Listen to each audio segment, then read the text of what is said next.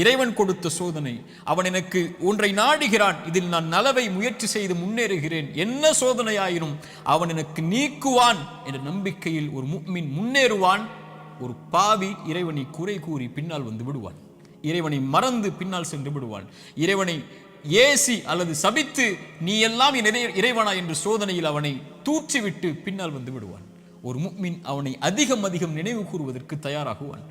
மூன்றாவது துஆ, அவனை அழைக்க வேண்டும், நினைத்த இறைவனை அழைக்க வேண்டும்.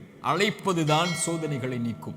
கரம் ஏந்தி உங்களுடைய சோதனைகளை முறையிட்டு நீங்கள் அல்லாஹ்வை அழைக்காமல் சோதனை நீங்கும் என்று நினைப்பது பகலில் கனவு காண்பது தான். நடக்கவே நடக்காது. இறைவனை அழைத்தால் தான் சோதனைகள் நீங்கும்.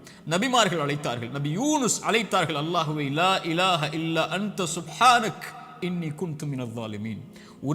உறவுகளை விட்டு நீங்கி, உலகத்தை விட்டு நீங்கி